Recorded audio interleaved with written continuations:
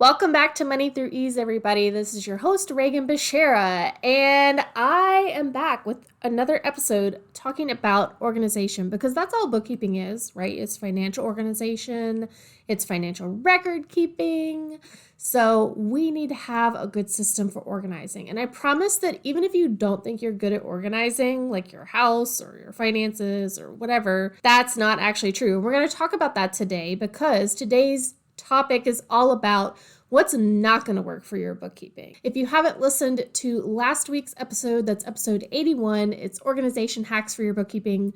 Pause this episode, go back and listen to episode 81, and then come back because I want to focus on the tips and the hacks first to positively reinforce the things that you are already doing in your life that you're not even aware of that make you a good bookkeeper or make you someone who's good at organizing. Today, we're going to talk about the things that don't work, but I want to start with the positive, which is why I did that episode last week. Last week, I Googled the top organizational tips and how to compare that to your bookkeeping and your financial organization. And I found an article from Better Homes and Gardens. I found some other articles from like magazines and Reddit threads, unfortunately, about organizing.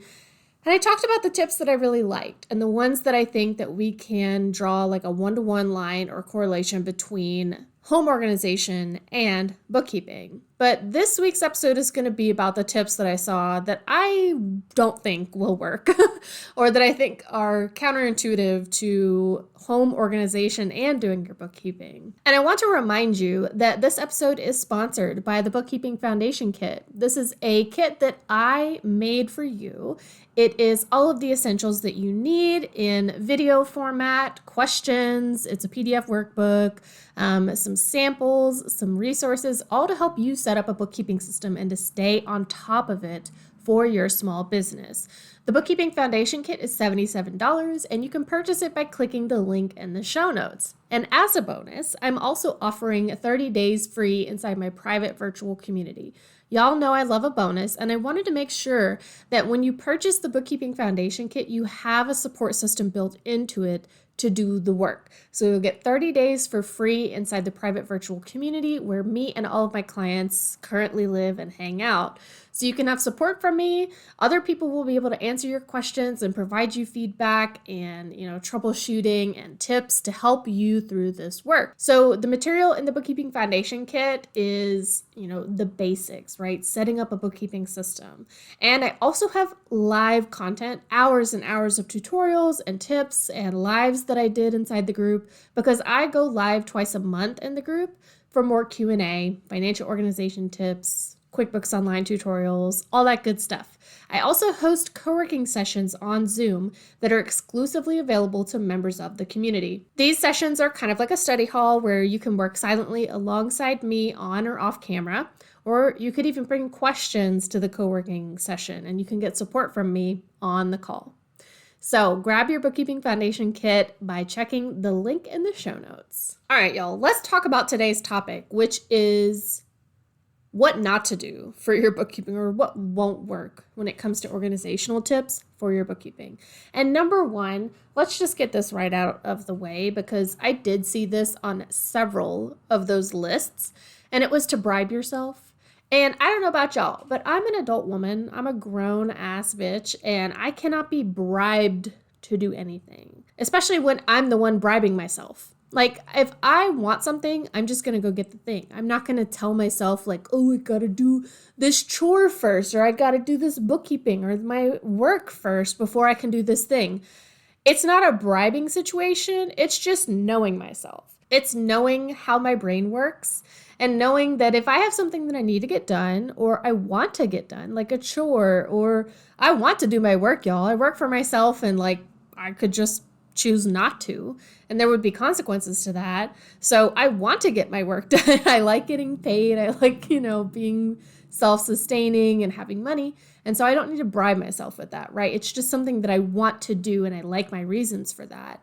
And so I'll do my chores first, on the weekend. I'll do chores. I'll like make myself breakfast to spend a couple hours like taking care of housekeeping things.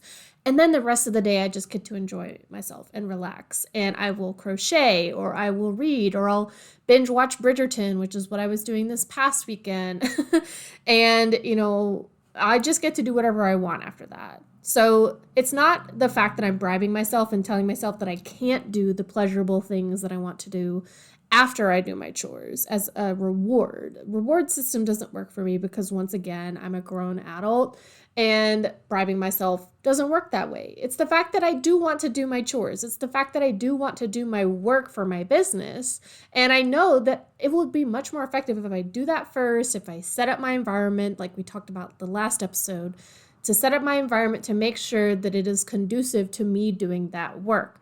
And if I get it done first, then I'm not feeling guilty about not doing the work. I'm not like sitting there doing something pleasurable, but not actually enjoying it because I'm thinking about the work that I need to do or the chores that I need to do. And so maybe bribing yourself or having a reward system for yourself is something that works for you.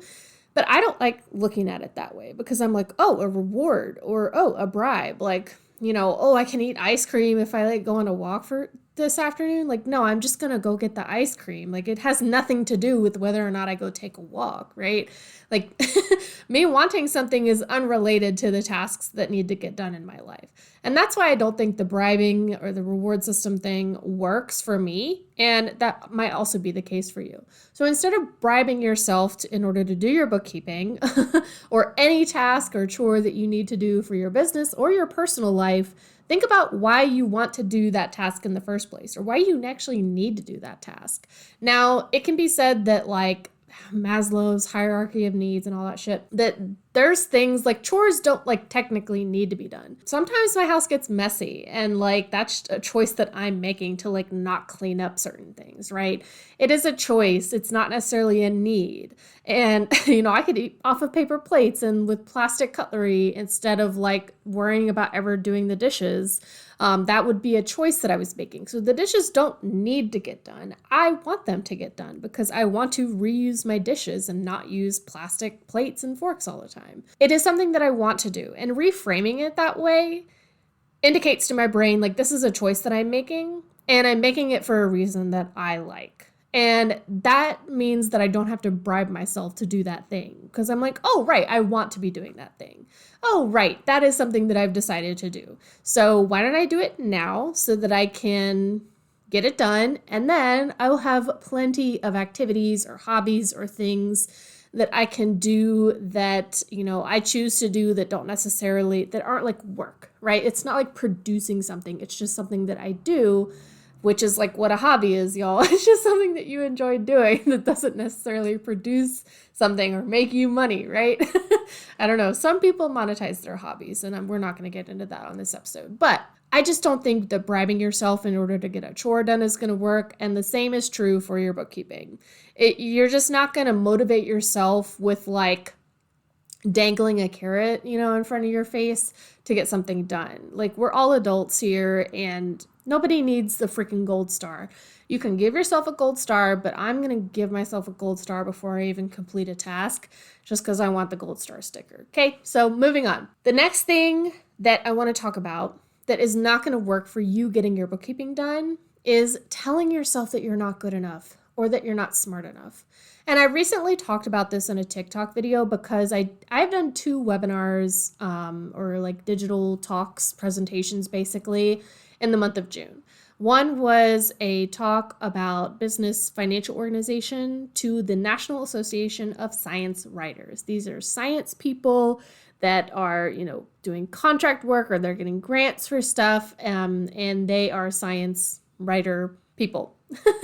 And obviously, that group of folks is really smart. They are, first of all, science geeks and baddies just like me. They're taking scientific data or, sociological data or whatever, and like writing it in a coherent way to like express a thesis and prove a conclusion and all that stuff. Like, These people are obviously smart enough. They're good enough to be doing science writing, and yet they still need help with their financial organization. They still need help understanding their business finances. And then I did a talk for my local arts council. So this is people who are artists. They are creatives. They are people that are, quote unquote, the right brain thinkers that are creative and, thinking like flowery imagery and stuff, but not everybody paints flowers. But creative people are often the ones that say that they're not good with money, that they're not good with math and numbers, and that they failed out of algebra and all that. That doesn't necessarily mean that they're going to not do their bookkeeping or they're not going to do it correctly, because bookkeeping is a skill that anybody can learn. So no one is born knowing how to do bookkeeping. No one is born knowing how to, quote unquote, properly manage their finances or their money. It is a skill that you have to learn. You have to be taught by somebody else, or you have to do it a bunch of times and understand what mistakes you made and why, and then correct those mistakes in order to develop that skill. So just like no one is taught how to clean house, you're taught how to clean house, usually by maybe a parent, or, you watch videos online or something, because we're in that day and age now. But usually, actually, 100% of the time, no one is born knowing how to organize or clean house, right? It's something that you're taught. I don't think it's true that, you should indulge in telling yourself that you're not good at math, or you're not good at numbers, or you're bad with money, blah, blah, blah. Because that line of thinking is going to wind up with you procrastinating on the work, with you not focusing on your business finances, not looking at your numbers and data and figuring out what's going on, and, not setting goals for yourself because you're like, well, I can't even set a revenue goal for myself because I'm just not good with monies and I'm terrible at sales and blah, blah, blah. And so all of this not good enough, not smart enough talk, this self-talk, is not going to work for home organization or home cleanliness or hygiene. And it's not going to work for your bookkeeping either. And that's not like nobody provided that as a tip for home organization. Just tell yourself that you're not good enough or smart enough. But telling yourself or believing that you're not capable of doing something is blocking you from learning how to do the thing. So we have to kind of do away with that thinking first. And then the last thing that I want to talk about is this concept of like throwaway culture or quote unquote cancel culture, which I know is not a thing that exists, but we see it happen in discourse a lot. Oh, somebody said this thing and that was the wrong thing to say, and so they need to apologize. But then after they apologize, we should just never speak to them again or interact with them again or give them any more money, blah, blah, blah. That is just not how I want to be living my life. I don't know about y'all, but I don't want to participate in that kind of culture that is punitive and like throwaway culture. And the same is true for your books. It's also true for your house, right? We see, you might be into like the deep cleaning TikToks where somebody has like a disaster cleaning in a home and they, film like a time lapse of themselves cleaning it. And it's very satisfying to watch, right? But like, you can't just pick up a home and throw it in the trash. Yes, there are buildings that get condemned because they're deemed like the amount of money that would go into like repairing and fixing up and cleaning a building and making it habitable again exceeds the like value or worth of the building. And so, that is a physical object. It's not a human being. So it's a little bit different from like the concept of canceling someone or throwing away somebody or not dealing with somebody ever again just because they said something you don't like. It's not the same thing, but you can't just pick up your house and like throw it into the garbage, right? Most people would move if they considered their home beyond the repairs that they want to pay to bring it back up to a habitable space. But for the most part, people try to fix things in their home or their living spaces, or they try to clean, they try to organize, they try to decorate to make it somewhere that they want to live, and not thinking that it's beyond repair. But sometimes I come across a bookkeeping account or a business that is, believing that their books are beyond repair. It is just simply too much of a mess to be fixed. And therefore, it's not worth fixing, and it's better to just start from scratch. Now, I don't think this is going to work for your bookkeeping because, First of all, in my experience, there is no set of books that I've come across that is like so fucked beyond repair that like I'm not even interested in working with the client. It is just a problem that needs to be solved. And also, bookkeeping is a set of data. It's just numbers. It's just numbers. It's just data. And we can manipulate the data and change the data to be correct and then move on and continue working with that data. Have that historical data that is correct to run comparison reports and things. There is nothing that I've come across in my 10 years of doing bookkeeping that is literally beyond repair. It is all fixable, and I'm not afraid of a set of books that needs a good bit of like elbow grease to get fixed up, to get updated and accurate. And there have been times where someone comes to me and is just like, I just honestly think that it'd be better to like start over fresh. And the problem with that is that you wind up literally starting from square one. You have to recreate a chart of accounts. You have to import your clients and customer list and data. You need to update all of your products and services again, and all of your income categories and expense categories. And on top of that, if you had any automation in the quote unquote wrong set of books, those won't carry over. You'd have to set up your automations all over again. And, starting from scratch is, in my opinion, worse than starting with a set of books that's like really messed up. And so I just don't think that it's helpful. And I just don't think it's going to work for you if you're insistent that your bookkeeping is beyond repair, that your business finances are just so bad, or maybe it's your financial habits, the way you spend money and deal with money and manage your money in your business or in your personal life. Maybe you just think that it is so bad that it's like, you're not worth fixing. And that is the crux of it, right? You see it as a more plausible outcome to just simply throw it all away. But how do you throw away like a bad habit, right?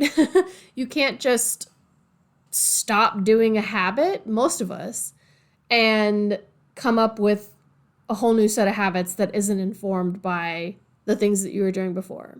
And especially when it comes to your business finances, like the way you spend money is habitual. It is routine. Even if you have a new set of books, you're still going to be managing your money the same way unless you fix those habits, unless you get some better routines and some better habits. So I don't think it's helpful to sit there and think about, oh, my bookkeeping is so beyond repair. Oh, my business finances are so bad. My habits with money, my spending habits are just so bad that like, I don't know how I'm ever going to get out of this hole or this rut or whatever. I just don't think that's helpful. And I don't think that's going to work for you getting your bookkeeping system to where it needs to be. And that's the crux of it, right? Like, are you fixable? Are you redeemable? Are you so wrong in what you're doing that you should just give up entirely and go work for somebody else again? And that is not a position that I want anybody to feel like they are in. It's not helpful. It's not a fun place to be. And you started your business for a reason. You started your business to help other people, to do something a unique way, to provide a unique product or service to the world that I think is needed. And in that way, I want to tell you that there's no set of books or no business owner that I've come into contact with that I think is beyond repair or is beyond redemption. So if you needed to hear it from somebody, please hear it from me. Your books are not as bad as you think they are. And it's not something that we can't fix. And I always tell my clients that. You cannot do anything in your bookkeeping that we can't fix in some form or fashion. Like, it will get fixed. It will be okay. And it's not a good enough, a bad set of books is not a good enough reason to close a business, y'all. Point blank, period. Okay, those are what I don't think is going to work when it comes to your bookkeeping and your financial organization. And just like I talked about last week, I want you to think about if you're already good at organizing another part of your life, maybe it's one area of your home, or the junk drawer is actually kind of organized, or your car stays relatively clean and organized.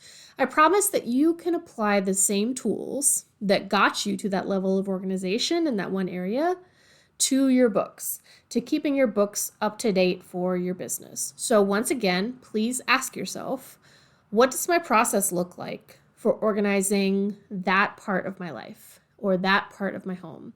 What does that process look like? If you have a Pinterest-worthy pantry or your bathroom cabinets are so organized and lovely, I guess it all comes down to things being Pinterest-worthy, right? What does that process look like for me to not only get it to that level of organization, but to keep up with it? And then you're going to break that process down into its most basic steps. So you also need to be able to pay attention to what happens in your environment when you are successfully organizing or keeping up with the organization in that area of your life. What does your environment look like? Do you have to listen to a podcast? Maybe you're listening to this podcast while you're organizing. Do you listen to audiobooks?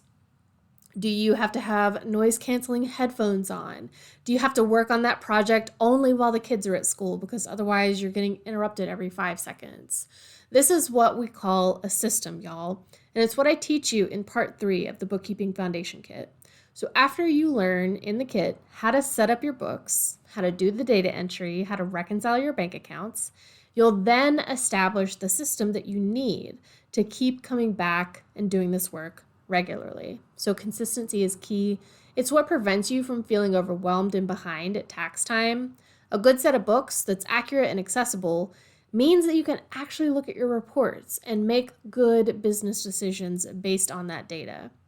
So if you not only want to learn my system for bookkeeping, but also to organize your financial life in general, you need to start with the Bookkeeping Foundation Kit. And remember, you'll get 30 days free inside my private community where me and my clients are ready to help you through this curriculum. Thanks so much for listening to Money Through Ease today. I hope you all have a wonderful rest of your week.